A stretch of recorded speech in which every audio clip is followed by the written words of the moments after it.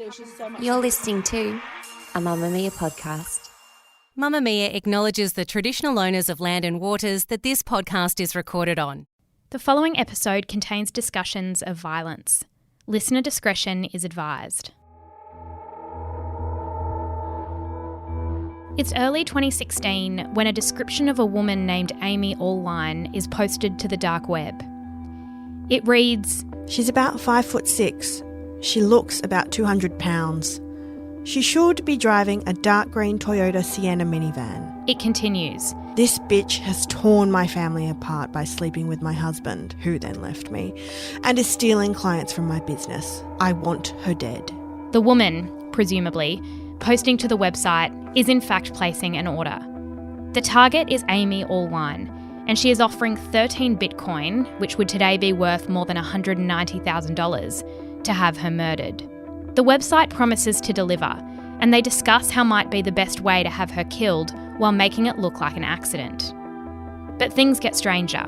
Amy Allwine is a real person, living in the town of Cottage Grove in Minnesota. She's married to a man named Stephen Allwine, and they share a son. But Amy hasn't slept with anyone's husband. She isn't stealing anyone's clients. She has no enemies. So who could want her dead? Warnings are sent to Amy. The person continues to place a hit out on her life, offering more and more money. The threat escalates. Police would eventually discover who was behind the posts and the emails, all directed at Amy. But only once it was far too late. Does she still have the weapon? I don't know. We just got Where did home she shoot herself? I don't know. I just saw her in blood. Are we going to remarry? I don't know, bud.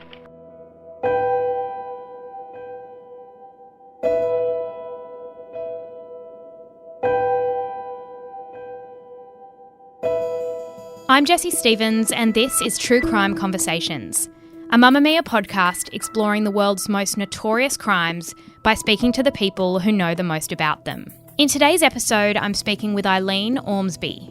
Eileen is a lawyer, author, and freelance journalist based in Melbourne. Her book, The Darkest Web, attempts to uncover the web's underbelly, a place of hitmen for hire, red rooms, hurtcore sites, and markets that will sell anything a person is willing to pay for, including another person.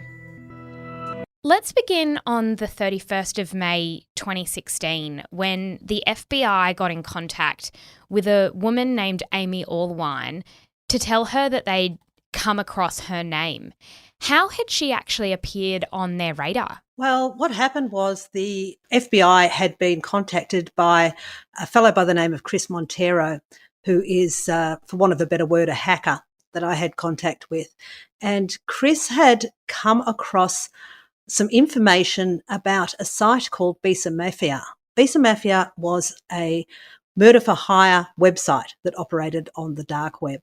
So people could go in there, sign up and order a hit on anybody they liked, and they'd pay for that in Bitcoin. And then the Visa Mafia site would promise to carry out that hit for them.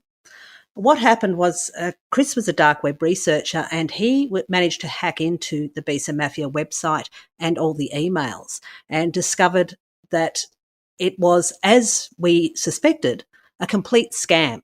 The guy that was running it was taking lots and lots of money for hits but never carrying any of the murders out. What happened was Chris and I got in touch with various authorities around the world, because even though the site itself was a scam, these were very, very real hits being carried out on very real people. So someone somewhere was paying, upwards of $10,000 worth of Bitcoin to carry out hits on these people from different places all around the world.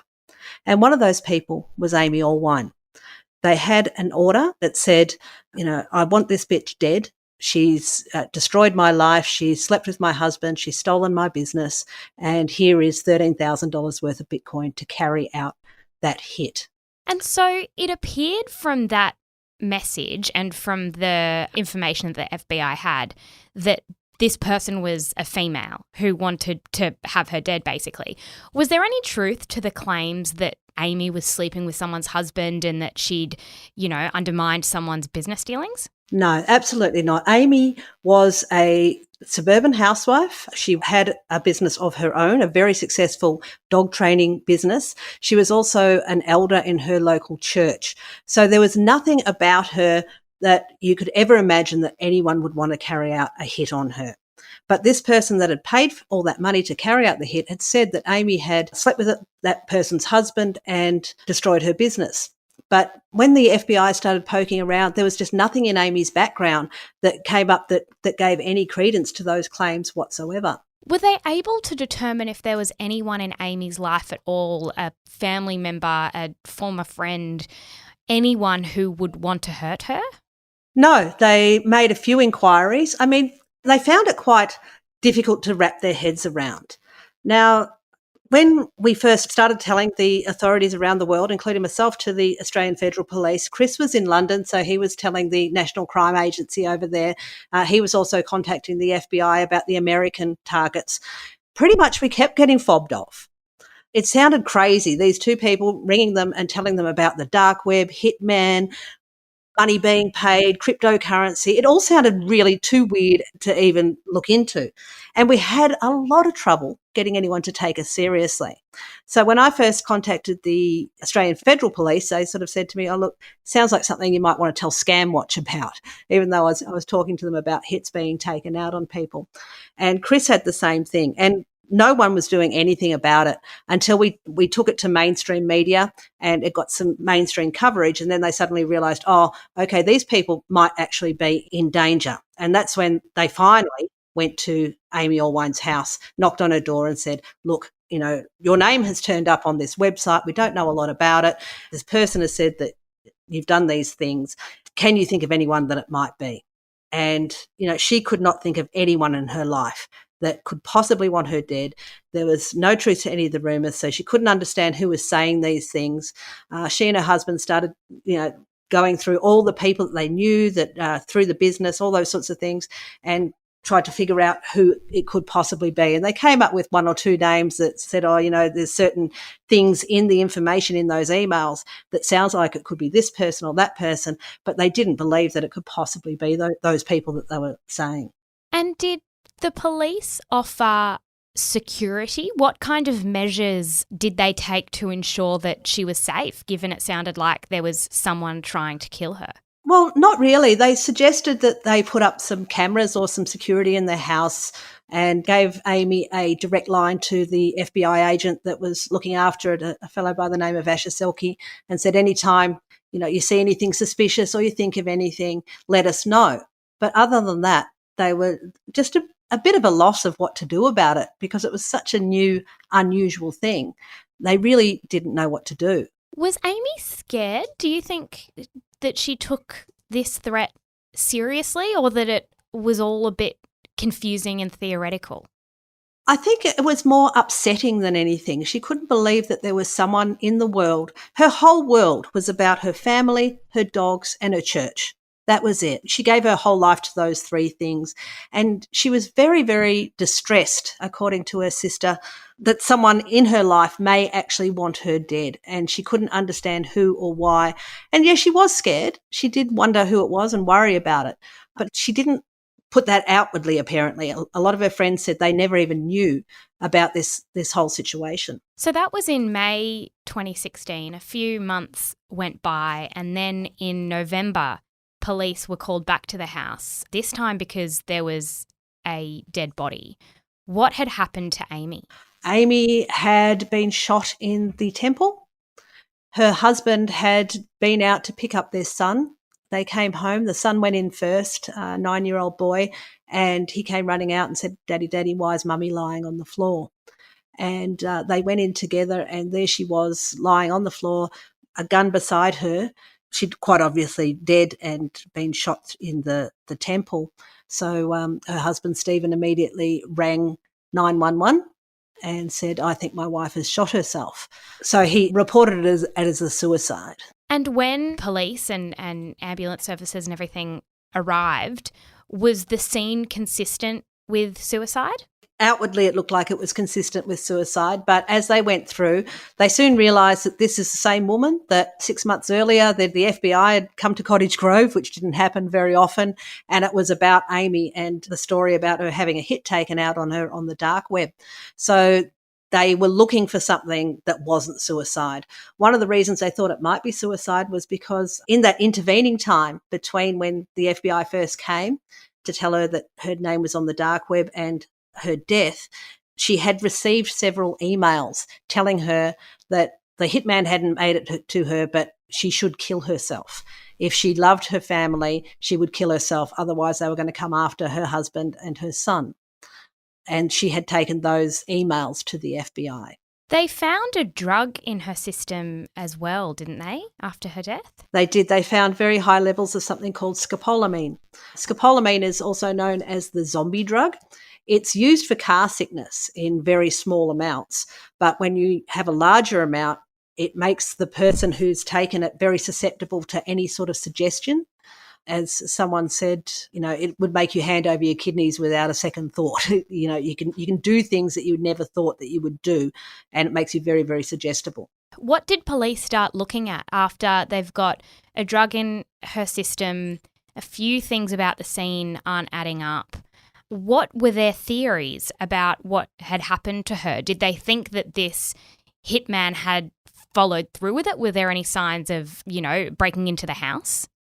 There was no signs of forced entry, but the back door was kept unlocked anyway. The dogs that she had, the pet dogs, were in cages in their kennels at the time. So there had not been any sign of forced entry, but someone could have come in by the patio door. They did obviously go straight back and look at those messages that had been placed on the murder for hire site, and started going through that. They re-interviewed the people that sounded most similar to the details that the murderer had provided to the hitman site, but they didn't come up with anything. So then they sort of started looking at people closer to home, people that you'd more likely be to suspect when a woman is murdered. And how did people who knew Amy describe her marriage to Stephen? How did they sort of describe that relationship? Were they in a happy marriage? Yeah, everybody said that they were in a very happy marriage. Both of them were church elders at the United Church of God, which is a very small denomination. It's quite evangelical, and it pretty much took over their lives. So their entire weekends were dedicated to church activities. Stephen used to give sermons at church. They have very, very strict rules about, it's very much an Old Testament sort of church, and they have very, very strict rules about what is okay and what is not. Affairs are definitely not okay. Any sort of extramarital affair is not okay, nor is divorce. You weren't allowed to divorce under pretty much any circumstances. And that was both their lives. And that's how they met. They met in college through that church because both of them had been brought up in that church. And when you're brought up in that church, you're not supposed to really have relationships with anyone outside the church. So that's how they met. They married quite young. They adopted a child because they weren't able to have their own. And according to everybody, they had a great marriage. And when police started investigating and delving a bit further, they discovered some things about Stephen and relationships that he was having. What did they discover about his infidelity? So Stephen was an IT expert, and he worked out of the basement in the house. And when they started going through all the electronics, they found evidence that Stephen had had at least 2 affairs. Well, one proper affair with a woman that he'd met through Ashley Madison. So I don't know if you know about Ashley Madison, but that was a website that was like a dating website, but it was specifically for married people looking to have affairs. And so Stephen claimed at the time that he had been counselling a young couple, and he'd heard about Ashley Madison then, and he went on there. He contacted this woman on there in order to, because she sounded like she needed some sort of help, and then it morphed into an affair. It didn't sound very realistic to me, but that was his claim. So he had an affair there, but he'd also paid for sex with an escort that he got out of another site that is now defunct called Backpages. So it's now starting to look increasingly like there's motive in terms of him in this marriage, potentially not wanting to be in the marriage anymore, but not having an option to leave because of the church that he's with. What did police start to discover about his interactions on the dark web? And in fact, before we get to that, could you just explain what the dark web is? Sure. Well, the dark web it's the colloquial name that we give to a sort of parallel internet that can only be accessed using special software. So when you talk about the dark web, you can't stumble across dark web websites. You won't accidentally come across one. You need to specifically download this special software. And once you've downloaded that, it opens up a new browser on your computer. It looks exactly like any other browser, like a Firefox browser. But the difference is this browser can go to websites that your normal browser can't go to. So if you were to plug in a dark web URL to your normal browser, it'd come back as page not found. It does not exist. If you plug that same URL into the dark web browser, you will get to that page. And now the whole thing about it is that all the traffic is hidden. It's hidden from both the user and the host. Neither of them know where the other person is. And so that makes it perfect for illegal activities. You know, the drugs markets are the biggest use of the dark web. It means that these massive drugs markets can open up and they can advertise to the masses. They can say, here we are, come here, come and buy from us, which has obviously never been able to happen before. In the past, you know, anything that was done online had to be really clandestine and hidden and everybody word of mouth and all that. But now with the dark web, you can actually advertise these sites and still law enforcement, they know where they are, but they can't do anything about them. They can't find out who's behind them or close them down without a lot of detective work. But they can't just sort of, you know, ask an IP to tell us where this person is, because that's not how it works. So that's what the dark web is, and it's used for many, many nefarious purposes, but most often for things like sale of drugs and hacking tools. But then also hitmen started to operate on the dark web. It was just that sort of natural next step, I suppose. You know, every other service and product is imaginable is on the net. Why not murder for hire? And when murder for hire was popping up on the dark web as, you know, something that was available, you were watching it quite closely, weren't you? Because you were actually on certain websites. I believe you even tried to reach out to someone and see what sort of interaction you might have over email.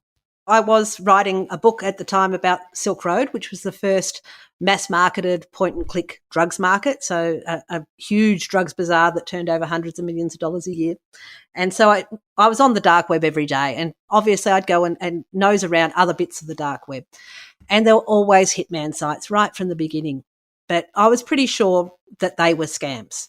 I knew that the drugs and the hacking and all that sort of thing were real, but I was pretty sure that the hitmen were scams, because when you think about it, if you're giving money to someone who is completely anonymous, the only incentive they have to perform something illegal for you is if they want you to keep coming back as a repeat customer, such as you would find with drugs. But when it comes to hitmen, you're not going to be a repeat customer. You're going to hand over the money. And once you've handed over the money, why should they kill anyone? Why would they take that risk? They've got the money. You have no idea who they are or where they are in the world. They're just going to keep the money and scam you out of it. So I was pretty sure when I first started seeing them that all the hitman sites were scams. I did start to reach out to some of them. I actually wrote to some of them and said, you know, I want you to carry out a hit on, I gave a name and photograph of ex-partner who was already dead, so there was no danger there, and asked them to carry out the hit. And, you know, it sort of went along a little way, and then soon they were asking for money before they'd go any further, and I wasn't going to give them any money, so it never went any further. But, you know, there was never any evidence to say that any of them were actually legitimate. But when Bisa Mafia came along, it was completely different. Those first dark web hitman sites were very, very basic and they didn't look like the real thing, whereas Bisa Mafia had this really slick interface.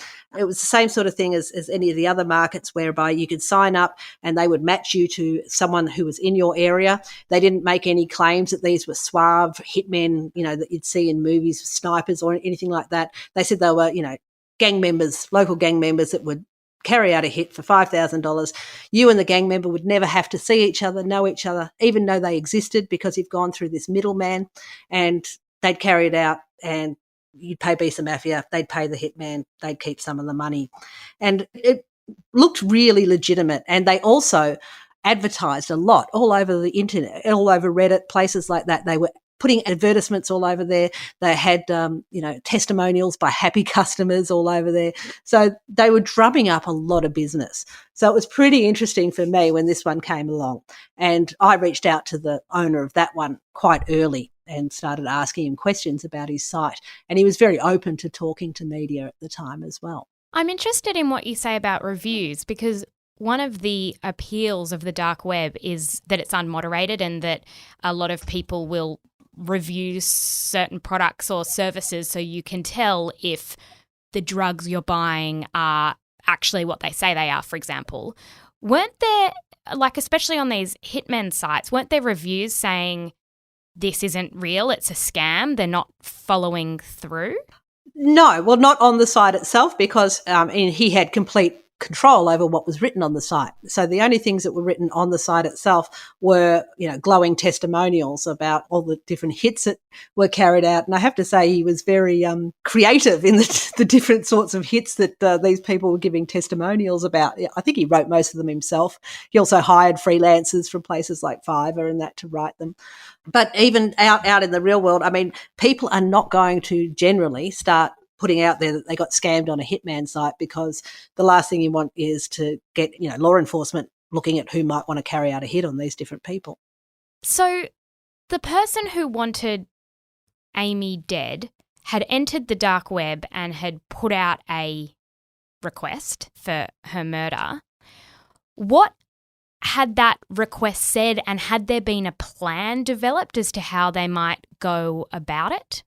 Yep, sure. So when this person logged onto the dark web, they went along to the Bisa Mafia website. They created an account. They called themselves Dog Day God on the account. And then they started just messaging back and forth before making an order. They started messaging back and forth with the hitman. And they said, I want this hit carried out. They gave a photograph of Amy, described what she looked like, where she was going to be, and then said she is going to be on a dog trial in Moline, Illinois, and I'd like it to look like an accident, so like a car accident if possible. And they had a few back and forth. Dog Day God really wanted to know whether the service was legitimate, had a lot of questions.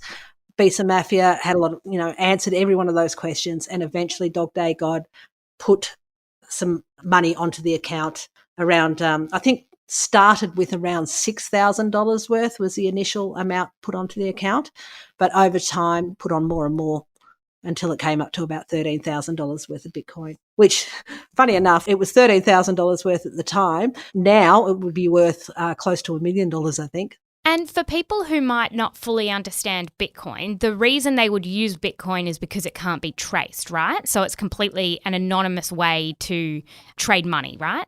Yes and no. It can be traced. I mean, in fact, it's more traceable than anything else in the world in a way, because every single transaction that has ever taken place in Bitcoin is actually available for any one of us to look at any time on our web browser. So you just go along to the blockchain and you can see absolutely every single transaction that has ever taken place.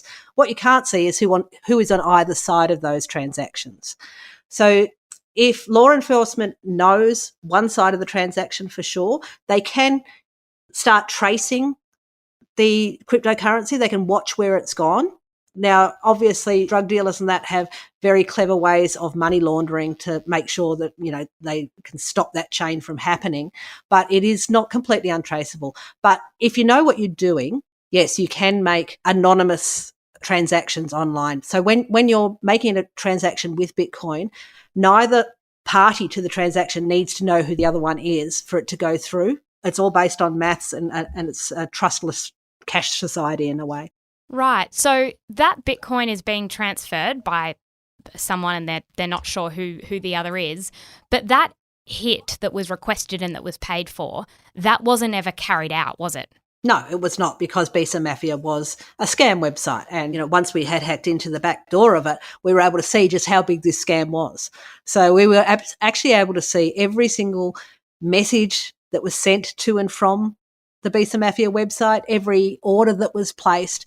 And this guy, his name is Yura, he ran this site like, you know, the traditional Nigerian prince scam, where once they've got you on the hook, they need more and more money. That's what he was doing with these would-be murderers. So they put in a certain amount of money to begin with, and then there'd be some sort of hiccup, and they'd need more money and more money and more money until he just bled them dry, and they realised finally that they'd been scammed and no hit was ever going to get taken out. And you spoke to him, as you said. How did he justify what he was doing on that website? And he was making, I imagine, a lot of money. What did he think he was doing? When we say I spoke to him, this is all over encrypted chat. So I first contacted him via his website. So I never spoke to him voice to voice, but by encrypted chat, Google Hangouts, email, a whole lot of different ways that we wound up talking to each other, chatting to each other. His argument to me was he was doing a service, a good service. He said, I am taking these people's money. They want to kill someone. I'm taking their money. If I wasn't taking their money, they might actually go out and find a real hitman who would really carry out the job. He said, all I'm doing is scamming would-be murderers. They're bad. I'm not. Leave me alone. And He had a point. He had a point. And on the dark web, were there ever, in all your research, any real hitmen? Was it something that you could actually do? Never that I've found. And it was for that exact reason that I said earlier, is the things that go well on the dark web when you've got complete anonymity that are easily transferable. So, you know, you can put them in the mail or transfer them online, and that you need repeat custom for. Carrying out a hit is anything but easily transferable. You know, it's a very personal service. Someone needs to actually go there and carry out the murder, and it's not a repeat service. So, you know, they have absolutely no incentive. Like once Euro got the Bitcoin, there was no way for the person to get it back. It's not like you can go to a bank and say, oh, I've been ripped off for this money. Can you get it back for me? There's no way of getting it back. They have no idea where he is, who he is. He could be in any country in the world. There's no way of tracing him or finding him. And they're obviously not going to go to the police and say, I got scammed trying to pay for a hit.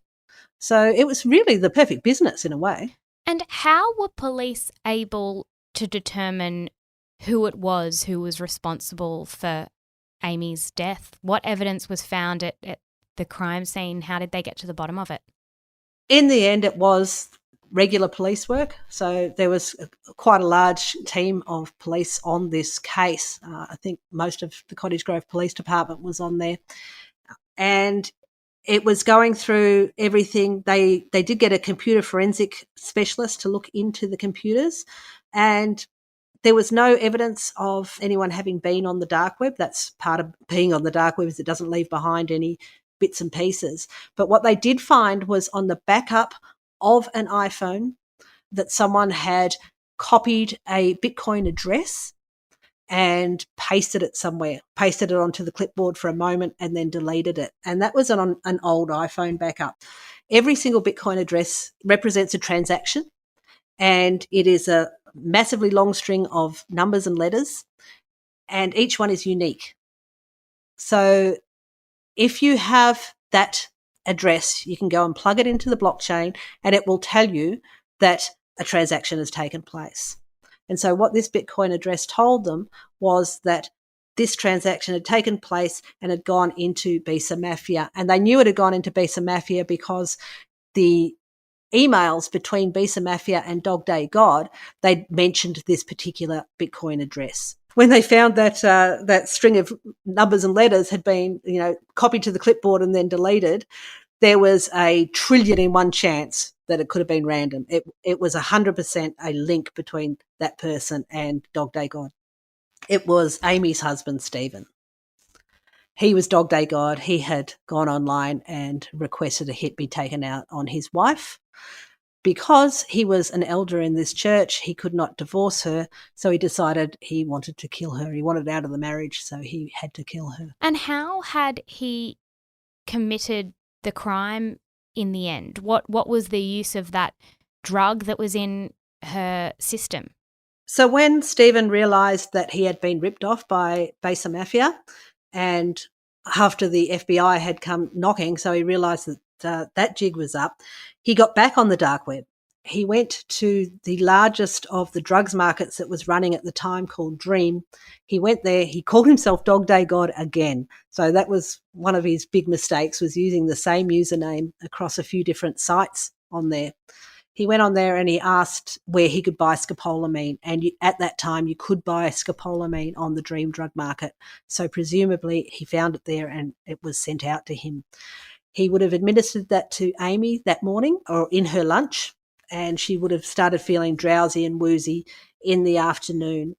Now, he may have given it to her just so she wouldn't know what was happening. He may have given it to her in the hope that he would be able to convince her to shoot herself in the head. But the forensic evidence in the end came back that someone else had shot her in the head. So he must have actually carried out the deed himself in the end, being unable to convince her to do it. Did he ever confess? No, he did not. He went to trial saying that he was not guilty.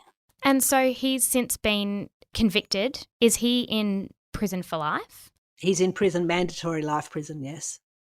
My question when it comes to the dark web and knowing that illicit substances can be purchased there and obviously there's an enormous amount of criminal activity as, you know, outlined in your book especially. And this is probably a very silly question, but one that a lot of people not as well versed in the dark web as you are probably have. Why can't authorities just shut it down? If it's used primarily for crime, why and how is it a thing that just exists? Are the people who create it just smarter than the police? Is it possible that it will just ever be completely shut down? It's unlikely. What the dark web is, or what Tor is, which is the main gateway to the dark web, it's called a dark net. Its name is Tor. It was developed by the US military to protect military secrets. So in order to do that, it had to be very robust and not be able to be cracked, not have a backdoor into it. But the problem was if only the military was using it, anyone that was doing surveillance of network traffic would know that anything going through Tor was a military communication. So what they did was they released it to the world at wide so that anyone could download Tor, anyone could use this encryption. And so they were sort of, being able to hide amongst the crowd in a way. It's not just used for illegal reasons. So it's used by whistleblowers.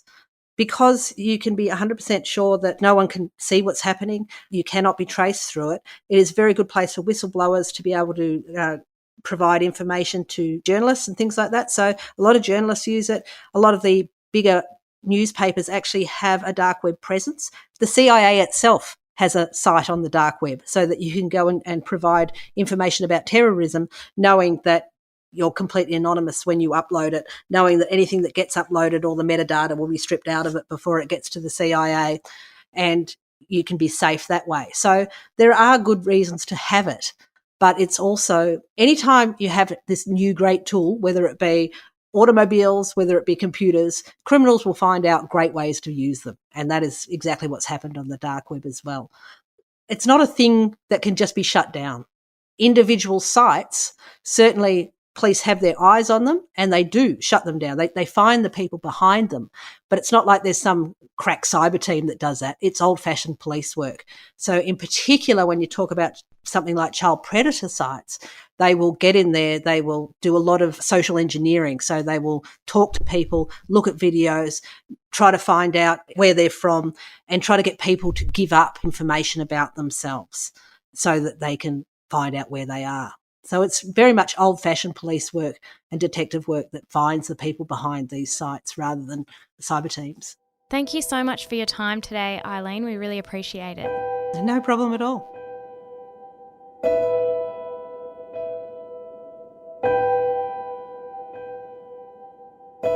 If you head over to the show notes of this episode, you'll find links to Eileen's books Silk Road and The Darkest Web. True Crime Conversations is a Mamma Mia podcast hosted by me, Jessie Stevens. Our producer is Lem Zakaria. If you'd like to find out more about the show, don't forget to join our online community. Just search for True Crime Conversations on Facebook and make a request to join.